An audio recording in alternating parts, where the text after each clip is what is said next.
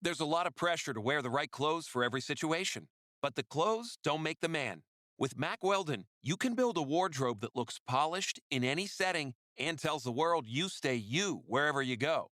Go to MackWeldon.com and get 25% off your first order of $125 or more with promo code MAC25. That's MackWeldon.com. Promo code MAC25. This episode is brought to you by Progressive Insurance. Fiscally responsible, financial geniuses, monetary magicians. These are things people say about drivers who switch their car insurance to Progressive and save hundreds. Because Progressive offers discounts for paying in full, owning a home, and more. Plus, you can count on their great customer service to help you when you need it, so your dollar goes a long way. Visit Progressive.com to see if you could save on car insurance. Progressive Casualty Insurance Company and Affiliates. Potential savings will vary. Not available in all states or situations. Every team, every topic, everywhere. This is Believe.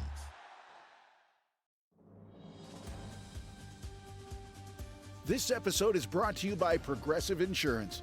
Fiscally responsible, financial geniuses, monetary magicians. These are things people say about drivers who switch their car insurance to Progressive and save hundreds. Because Progressive offers discounts for paying in full, owning a home, and more. Plus, you can count on their great customer service to help you when you need it, so your dollar goes a long way. Visit Progressive.com to see if you could save on car insurance. Progressive Casualty Insurance Company and Affiliates. Potential savings will vary. Not available in all states or situations. Through what you saw with Ronald's play there, just how impressed you were and what you were thinking. Yeah, he confused me. I was asking the umpire for another ball. I thought it was foul and out of play, so it's a good thing that the ball didn't get away at third because I would have been nowhere near where I needed to be. So, I mean, he's a good baseball player and a good actor too. I mean, that was a great beat. Between that and the plays by Harrison and then Nacho, after was really good defense. Yeah, it was a great play by Nacho. I mean, just tracking the ball. Obviously, there's some hazards down there, and very selfless and athletic play. I mean, we know he's a phenomenal athlete, what he's capable of. So it's been good to have him up here and see him this last week, and glad to have him in the lineup. How nice was it to strike out a couple of all-stars to get out of that first inning with the runner on, and then to do that double play conversion?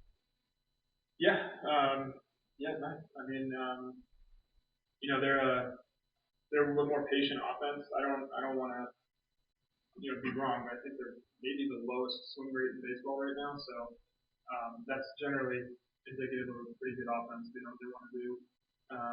Saw some good adjustments second time through the lineup from them. So that makes it hard for sure. I mean, that's goal number one as a pitcher, at least for me. I think for everybody, but make guys swing. So. When they're coming up with an approach to be patient and really look for a zone that they want to hit in, it's you gotta be willing to fall behind and make pitches from behind. And so I thought we did a good job, and Greg did a great job. So ended up working out. After your last start in Sacramento, you mentioned wanting to be better with runners on base, making better positions. Do you feel like you were better today? I think, it's just kind of a balance of, acknowledging the importance of those moments and also kind of maintaining a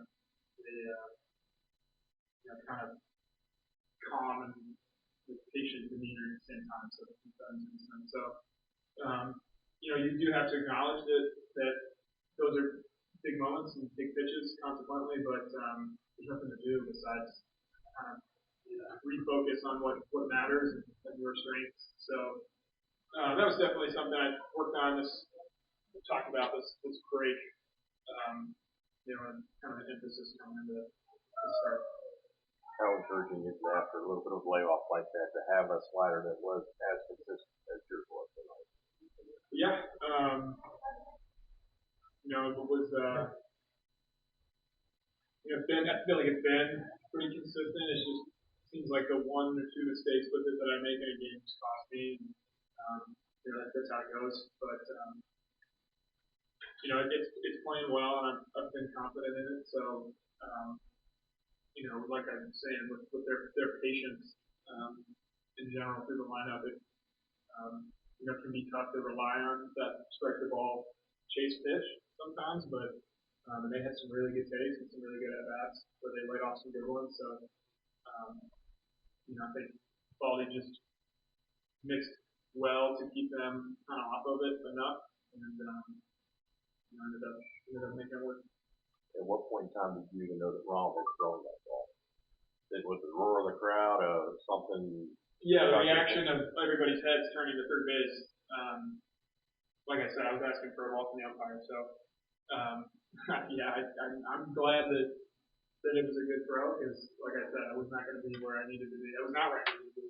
So that's honestly on me. Big screw up. Spencer, about 6 weeks ago, after that Arizona start, we sat here and we kind of beating yourself up a little bit. You've been really good. What things for you? Nothing clicks.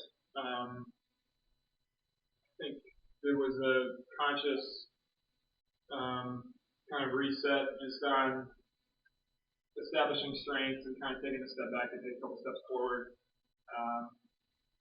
There's so many things that you kind of have to undo and I guess refine coming out of a rehab program.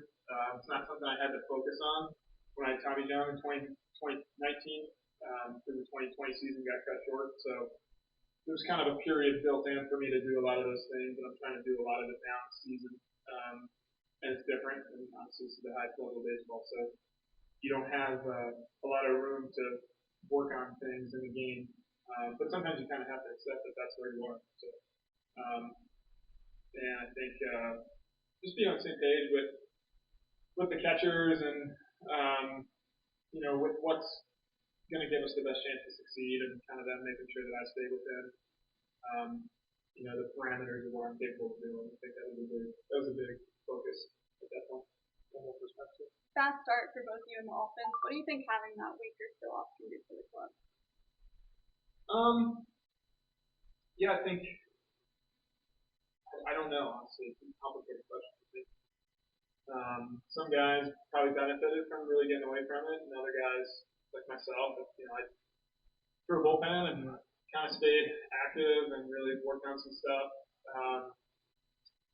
But I think it's not the halfway point of the season. We know that was a month ago, so it still functions as a bit of a delineation. So I guess we'll see.